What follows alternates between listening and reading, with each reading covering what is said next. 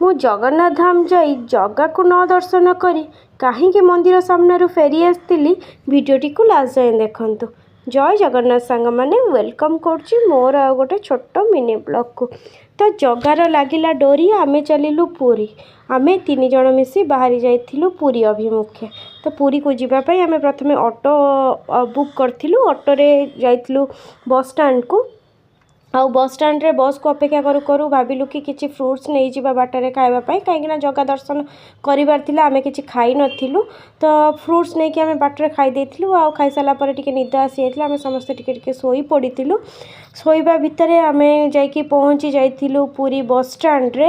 ଆଉ ବସ୍ ଷ୍ଟାଣ୍ଡରେ ଓହ୍ଲେଇକି ସମୁଦ୍ର କୂଳକୁ ଯିବା ପାଇଁ ଆମେ ଫାଷ୍ଟ ଚାହିଁଲୁ, କାହିଁକିନା ସେଠି ଗୋଟେ ହୋଟେଲ ବୁକ୍ ଥିଲା, ତ ସେଠିକି ଆମର ଯିବାର ଥିଲା। ଆଉ ବାପରେ ବାପ, ଅଟୋବାଲାଙ୍କର କି ଭାଉ, ସେମାନେ ଭାବି ଦେଇଛନ୍ତି ଆମେ କୁଆଡ଼େ ବାହାରୁ ଆସିଛନ୍ତି, ଯେଉଁଟାକି 100 ଟଙ୍କାର ଦାମ, ସିଏ ଆମକୁ 300 ଟଙ୍କା କହୁଥିଲେ। ତ ଆମେ ବାର୍ଗେନିଂ କରିକି ଅଟୋରେ ବସିକି ସମୁଦ୍ର କୂଳ ପଳେଇଥିଲୁ। ଆଉ ସମୁଦ୍ରକୁ ଦେଖିକି ମୋ ପୁଅର କି ଖୁସି। ମେରାଇନ୍ ଡ୍ରାଇଭ୍ରେ ଆମେ ଚାଲିଥିଲୁ।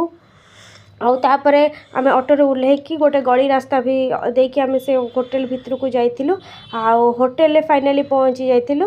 ଆଉ ହୋଟେଲରେ ଥିଲେ ଆମ ମା ବାପା, ମାନେ ଶାଶୁ ଶ୍ୱଶୁର। ତ ସେମାନେ ଆକ୍ଚୁଆଲି କାଲକାଟାରୁ ଆସିଥିଲେ ପୁରୀର ଜଗା ଦର୍ଶନ କରିବା ପାଇଁ। ଆଉ ଏତେ ପାଖକୁ ଆସିଛନ୍ତି, ତାଙ୍କୁ ଆମେ କେମିତି ବା ନ ଦେଖା କରିବୁ।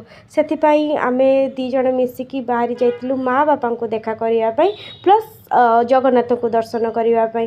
କାହିଁକିନା ସବୁ ମା ବାପା ବି ଆମର ଭଗବାନ, ତ ତାଙ୍କୁ ପ୍ରଥମେ ଦର୍ଶନ କରିବା ନିହାତି ଦରକାର। ସେଠି ଆମେ କଥାବାର୍ତ୍ତା ହେଇକି ତାପରେ ବାହାରି ଯାଇଥିଲୁ ସି ବିଚ୍କୁ।